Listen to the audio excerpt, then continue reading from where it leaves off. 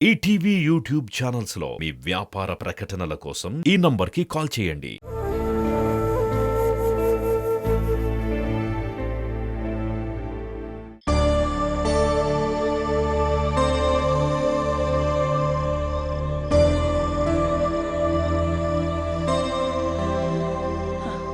లతికకి ఎంత వయసు వచ్చిందని అప్పుడే తనకి ప్రేమ కావాల్సొచ్చిందా? తల్లిలాగే కదా కూతురు కూడా ఉంటుంది. లతిక కూడా ఇలాగే ఉండేదని విన్నాను. నువ్వు ఆపుతావు సుమిత్ర. మీ కుటుంబం గొప్పల గురించి ఇంకెవరికీ తెలియకూడదు, అంతే కదా? తను ఇక్కడికొచ్చి ఉంటే ఆ అనుమానంలో ఒక వంతు మనం అనుభవించాలి. తన కథంతా ఈ ఊళ్ళో వాళ్ళకి ఎవరికీ తెలియదు కదా. ఇక్కడికొచ్చిన తర్వాత కూడా తన ముందులా ఉంటే ఇక్కడ మగవాళ్ళు ఉండే ఊరు. అలాగంతా మాట్లాడకు సుమిత్ర. ఆ అమ్మాయి ఆశ పాపమే. పాపమనేనా ఇలాంటి వేషాలు వేస్తుంది? ఈ వయసులో అలా మనసులు మారుతూ ఉంటాయి. అలా అందరూ మారిపోరు. నేను కూడా ఈ వయసు దాటే వచ్చాను. మనకు కూడా ఒక అమ్మాయి ఉంది. ఒక చెడ్డ పేరు వస్తే ఆ ప్రభావం తనకు కూడా ఉంటుంది. అంతేకాదు, ఆశ అలాంటి ఒక అమ్మాయితో చేరితే మన అమ్మాయి కూడా ఇదంతా నేర్చుకుంటుంది కదా. ఇలా చూడు సుమిత్ర, ఈ చిన్న పిల్లతో చేరటం వల్ల ఎంబీబీఎస్ చదివే సంధ్య దారి తప్పుతుందని నువ్వు చెప్పొద్దు. చిన్నమ్మాయి అయినా ఇప్పటికే మంచి పేరు తెచ్చుకుంది కదా. కొన్ని రోజుల పాటు ఆశాని అక్కడ ఉంచుకోకూడదని చెప్పి వాళ్ళిద్దరు నిర్ణయించి ఇక్కడికి పంపిస్తున్నారు. ఇలాంటి సమయంలో సహాయం చేయడానికి మనం తప్ప ఇంకెవరున్నారు? సహాయం చేసినందువల్ల వాళ్ళిద్దరూ ఎప్పుడైనా రుణపడి ఉన్నారా? వాళ్ళ సంగతి మనకు తెలియందా ఏంటి? ఇది ఒక ఆడపిల్ల జీవితం సుమిత్ర. మీరు ఏమైనా చేయండి, నా వల్ల ఒకరి జీవితం చెడిపోనక్కర్లేదు. వచ్చి పడుకోండి, నేను పడుకుంటాను.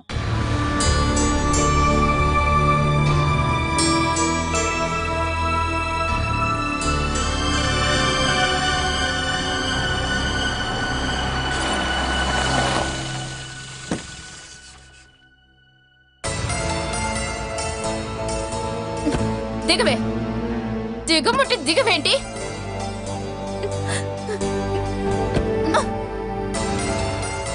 ఓ, ఇదేనా నా కొత్త జైల్? ఎంత జరిగినా నీ పొగరు మాత్రం దిగలేదు కదా. పొగరు పట్టిన వాళ్ళని, తప్పు చేసిన వాళ్ళని సరిచేసే జైలే కదా ఇది. మీరు ఏం చేయాలో చేయండి.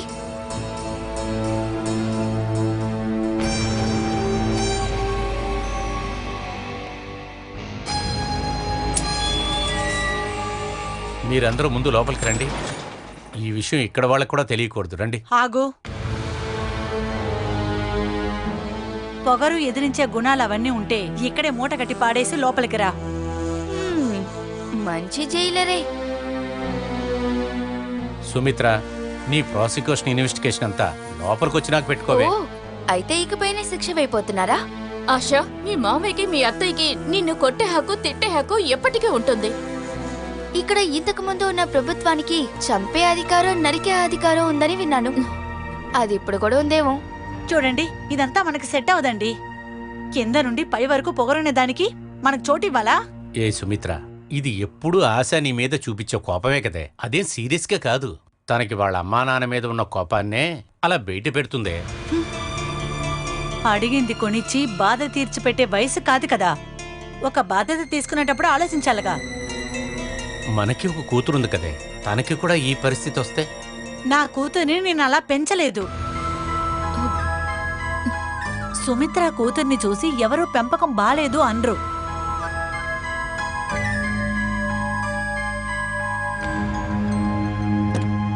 ఇక మీద నువ్వు ఆశాను కూడా అలాగే పెంచు. నువ్వు లోపలికి రా. ఏంటి, మీరిద్దరు లోపలికి రారా? లేదన్నయ్య, మేం బయలుదేరతాం. ఆశ, నేను నాన్న అప్పుడప్పుడు వస్తాం. మర్చిపోతారేమో, జైల్లో వేసిన అమ్మాయి ఉందా లేదా అని. తప్పకుండా చూడాలి కదా. జైల్లో వేసి సర్చ్ చేయొచ్చని మీరు అనుకుంటున్నారా? చూడండి.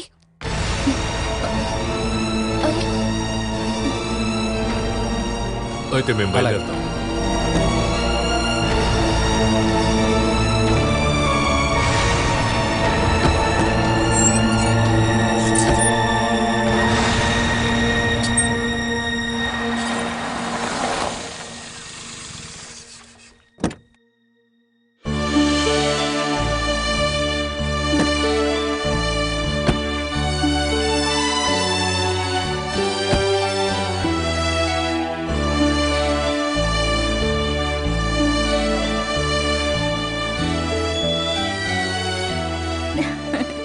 వచ్చిన వాళ్ళని స్వాగతించడానికి పెళ్లి కూతురే ఉందా?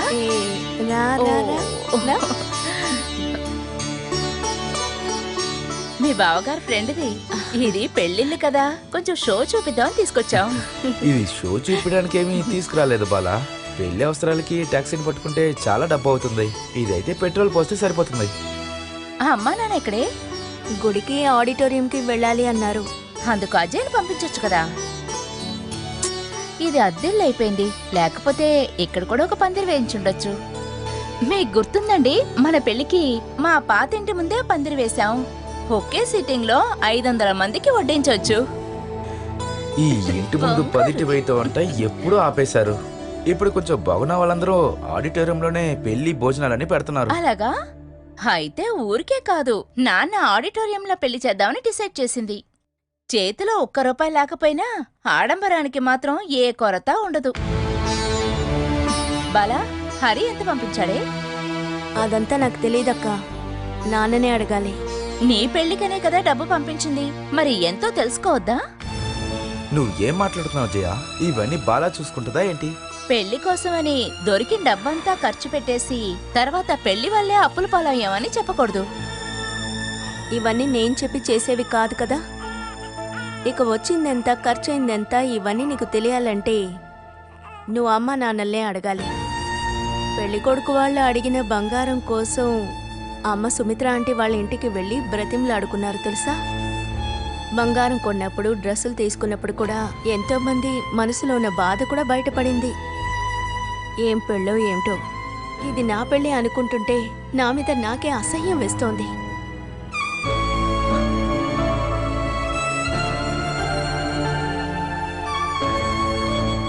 అంతా తెలుసు కూడా ఎందుకు జయ తన్ని ఇలా బాధ పెడుతున్నావు? నేను ఉన్న విషయమేగా చెప్పాను, దానికెందుకు అనవసరంగా నా మీద కోపడుతుంది?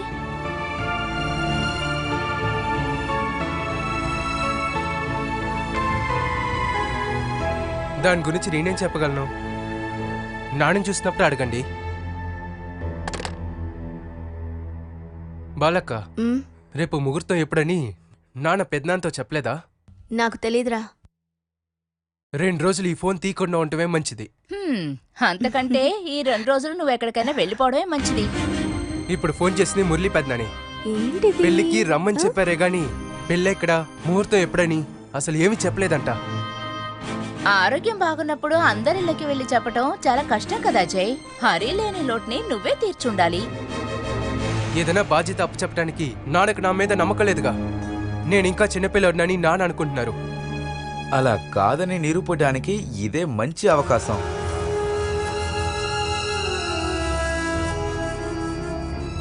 రేపు జరగబోయేది మీ అక్క పెళ్లి. ఒక పక్క నుంచొని మూడో వ్యక్తిలాగా చూస్తూ ఉండకు. ఒకళ్ళు చెప్తేనే చేయాలని లేదు. నీ అవసరం ఎక్కడుందో తెలుసుకొని అది నువ్వు చేస్తేనే ఒక బాధ్యత గల తమ్ముళ్లాగా నువ్వు కనిపిస్తావు. అందుకు రేపు జరగబోయేది తన అక్క పెళ్ళి అని తనకు కనిపించాలిగా. ఈ ఇంటికి అవసరం లేని మనిషిని చేయి కడుక్కునే రోజు. నువ్వు కూడా అలాగే కదా అనుకుంటున్నావు కదా. చూసారా, ఇలానే మాట్లాడుతున్నారు. అలాంటప్పుడు ఎలా సంతోషంగా చేయబుద్ధి అవుతుంది? మనస్ఫూర్తిగా ఇష్టపడిన పెళ్లికి అందరి బలవంతం మీద ఒప్పుకోవటం వల్ల ఎలాగైనా తన కోపాన్ని ఇలా చూపించకూడదా అజయ్? ఇష్టం లేకపోతే కట్ అండ్ రైట్గా చెప్పుండాలి. రేపు పెళ్లి ముహూర్తం పెట్టుకొని ఇప్పుడు పంతం చూపిస్తారా?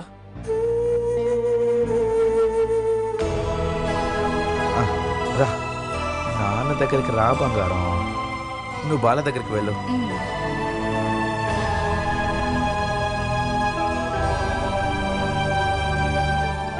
బాలక్క వల్ల నేను బంధువులందరి ముందు చాలా అవమానాలు సహించాను. అదేమన్నా నేను మనసులో పెట్టుకున్నానా ఏంటి? కానీ బాలక్క మాత్రం ఏది మర్చిపోలేదు. తను గుర్తుంచుకోవడానికి మీరందరూ కలిసిచ్చిన బహుమానం అదే కదా. ఇంకా నువ్వు మీ అక్క దగ్గర మనసు విప్పి మాట్లాడటానికి, ఇంకా తమ్ముడనే స్వతంత్రతో ప్రేమ చూపించడానికి ఇవాళ ఒక్కరోజే ఉంది. రేపటి నుండి తను ఇంకో ఇంటికి వెళ్తుంది. వేణుగోపాల్ భార్యగా.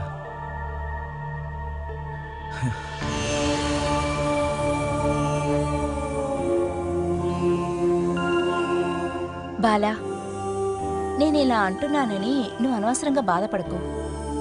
దొరకాల్సిందంతా లెక్క అడిగి తీసుకో. ఇక ఏం దొరకదని కూడా గుర్తుంచుకో. కానీ నువ్వలా చేయలేదు కదక్కా. పెళ్లి చేసి పంపిన తర్వాత తగ్గిన బంగారానికి లెక్క చెప్పి అప్పుడప్పుడు వచ్చి తీసుకువెళ్ళావు కదా. నాన్న కొనిచ్చిన పెట్టెకి, వస్తువులకి, పాపకి చెవులు పొడవడానికి, తిరుపతికి వెళ్ళినప్పుడు ఖర్చయిన డబ్బు అంతా కరెక్ట్గా లెక్క చెప్పి తీసుకున్నావు కదా. తీసుకుంటే ఏమి, కానీ సరైన మిగిలింది. లేకపోతే అది కూడా పోయినట్టు అంతా నష్టమైపోయేది.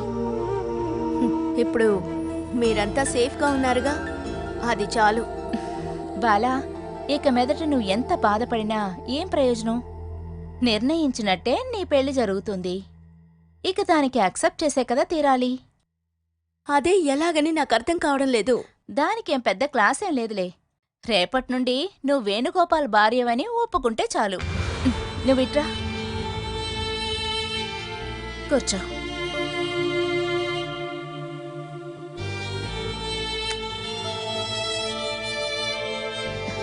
చూడు, నీకోసమే కొనుక్కొచ్చాను. 2.5 సవర్లు. చూడమన్నానా? బాగుంది కదా? మీ బావ గాజులు కొందామని చెప్పారు, కానీ నేనే చైన్ కొందామన్నాను. ఎందుకంటే ఎవరైనా బంధువులు వచ్చి గాజులు వేశారంటే. అంతేకాదు, ఇది నీకు బాగా మ్యాచ్ అవుతుంది, బాగా మెరుస్తుంది కూడా. సరే గాని, విలాసిని పిన్ని 2 సవర్లు వేస్తానని ఎప్పుడో చెప్పింది కదా, అది ఇచ్చిందంటే? అవన్నీ నాకు తెలియదక్కా. నిన్ను ఏం అడిగినా ఏమీ తెలీదంటావు. అసలు రేపు జరగబోయేది నీ పెళ్ళే అని తెలుసా లేదా? నాకు ఆ అనుమానం ఉంది. ఎవరు నా దగ్గర ఏం అడగట్లేదు, చెప్పట్లేదు. నీ మొహం చూస్తే చెప్పాలనుకున్న వాళ్ళు కూడా ఏమీ చెప్పరు.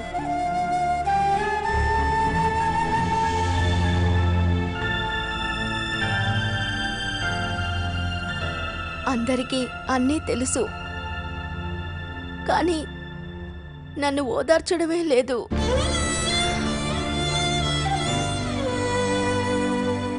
అంతా తెలిసినా ఇప్పుడు ఓదార్చుకోవాల్సింది నువ్వే. ఎదుటివారు ఎవ్వరినీ బాధ పెట్టకూడదని సొంత బాధల్ని కూడా మర్చిపోయి నవ్వేదానివి కదా నువ్వు. అసలు నువ్వేంటే అమ్మా నాన్నల గురించి ఆలోచించవు? వాళ్ళు పడే బాధలన్నీ నీకు అర్థం కావటం లేదా? నువ్వు చేసేది చూస్తుంటే అందరూ కలిసి నిన్నేదో మోసం చేసినట్టుంది. నాకు తెలీదక్కా. తెలీదు అనకు. ఏమీ తెలుసుకోకూడదని నువ్వు ఇప్పుడు ప్రయత్నిస్తున్నావు. బాలా, ఇప్పుడు నేను నీ మంచి కోసమే చెప్తున్నాను. ఈ రోజు నుండి నువ్వు నీ మాట తీరు మార్చుకోకపోతే దానివల్ల వచ్చే సమస్యలకి నీ జీవితాన్నే నువ్వు బలివాల్సి వస్తుంది.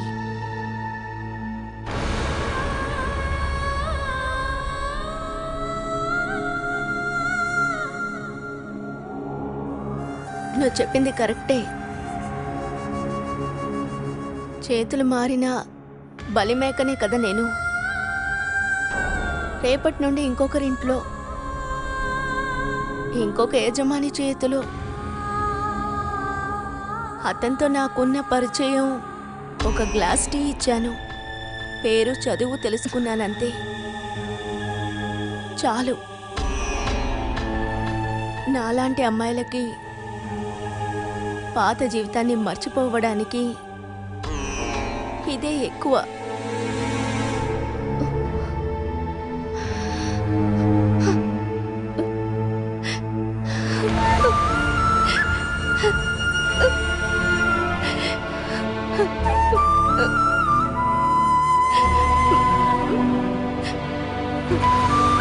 బాలా,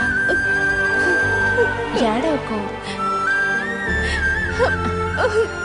ఏడవకు బాలా.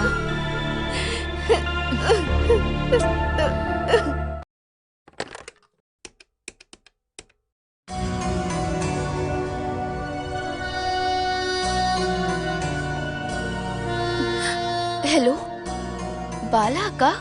అవును, నేను ఆశ మాట్లాడుతున్నానక్క. ఆశా, నువ్వా? పగోలనుకొని ఫోన్ని పెట్టేయకండి అక్క. నాతో మీరు కాసేపు మాట్లాడితే చాలు. నువ్వు నాకు శత్రువా? సరేలే, బానే ఉంది. అలాంతా అనుకోరని నాకు తెలుసక్క.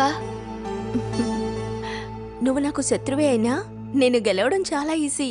ఇంతకు ముందులా చెవులు తిప్పి 2 దెబ్బలు వేస్తే చాలు. అదంతా గుర్తుందాక?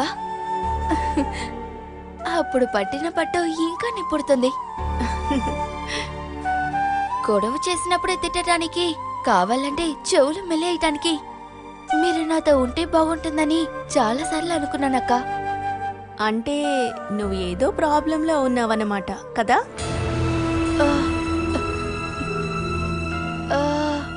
లేదు బాలా అక్క. సమస్యలు ఎదుర్కోకుండా జాగ్రత్తగా చదువుకో.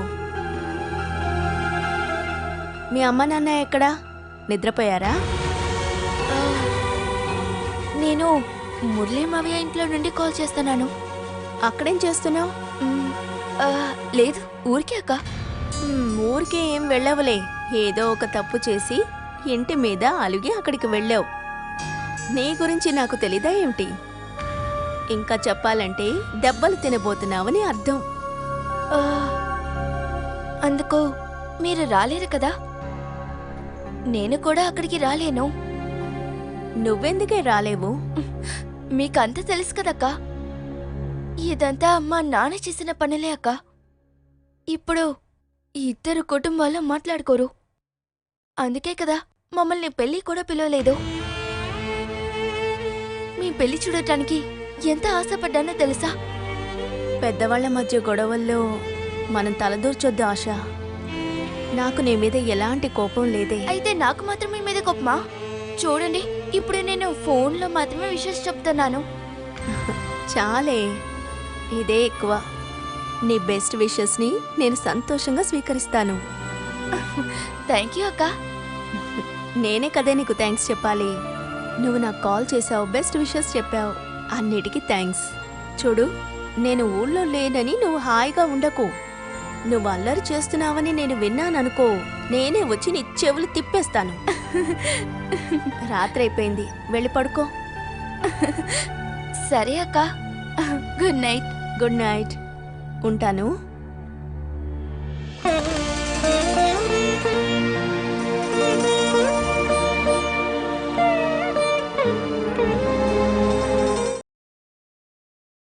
అమ్మ నేను వెళ్ళొస్తాను, రావడానికి లేట్ అవుతుంది. నేను కూడా వస్తాను, ఉండరా. నన్ను కూడా డ్రాప్ చేయి. సరే, నువ్వు ఎక్కడికి రా. నన్ను ఆ కొబ్బరి తోపు కాడ దించేయ్. సరే గానీ బీరువాలో పంచెలు షర్ట్లు ఏమైనాయి సుమిత్ర? నిన్న ఉతికినవి ఇంకా ఆయన చేయలేదు. సరేరా. అది సరే, ఎక్కడికి వెళ్తున్నారు? ఏమే, జయచంద్ర బాలా పెళ్లికి పిలిచాడు కదా, మనం వెళ్ళకపోతే బాగోదు. ఓ, వెళ్ళకపోయినా తప్పేమీ లేదు. నాకు కూడా ఏమీ వెళ్ళాలని లేదే. వెళ్ళి మనం తలైనా చూపించకపోతే నలుగురు 4 విధాలుగా మాట్లాడతారు కదే. ఏం మాట్లాడతారు? అది లతికాకి జయచంద్రకి ఉన్న కేసు మధ్య నేను లతికాకి సపోర్ట్ చేశానని అనుకుంటున్నారు. అది ఓపెన్గా చెప్పకపోయినా హరి నా ముందే చెప్పాడే. లతికాకి సపోర్ట్ చేస్తే లతికా సైడే న్యాయం ఉందని చెప్పుండాలి. ఊరికే కాదు కదా, తనకి దొరకాల్సిన డబ్బు కోసమే కదా లతికా కేసు వేసింది. కానీ మనం ఏమీ తెలుసుకోకుండా ఇలా మాట్లాడామంటే అది పిచ్చితనం సుమిత్ర. ఇప్పుడు కూడా మనం ఆశాని ఇక్కడ పెట్టుకుని చూసుకుంటున్నామని తెలిస్తే జయచంద్రకి అర్థమవకుండా ఉంటుందా? సరే, అర్థమైతే ఏంటి? వాళ్ళ వల్ల మనకి మంచిది చెడ్డది ఏమీ జరగబోయేది లేదు. అలాగంతా మనం అనలేం సుమిత్ర. హరి ఇప్పుడు గల్ఫ్లో ఉన్నాడు, అజయ్ ఇంజనీరింగ్ చదువుతున్నాడు. రేపు వాళ్ళు కూడా మంచి పరిస్థితికి వస్తారు కదా. ఒప్పుకుంటాను, మీకు భయంకరమైన తెలివి.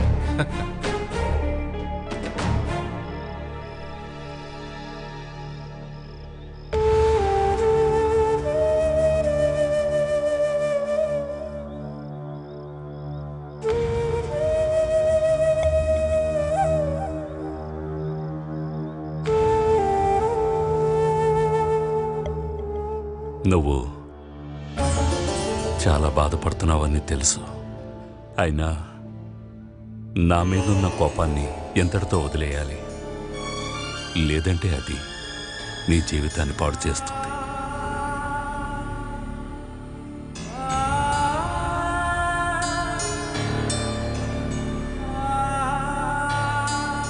నేను ఇదంతా ఎందుకు చేశానో నీకు అర్థం అవ్వాలంటే నువ్వు కూతురు కానీ కొడుకుని కానీ కంటే వాళ్ళ బాధ్యతను తీసుకునే వయసు రావాలి. అప్పుడే నీకు నా మీదున్న కోపం తగ్గుతుంది.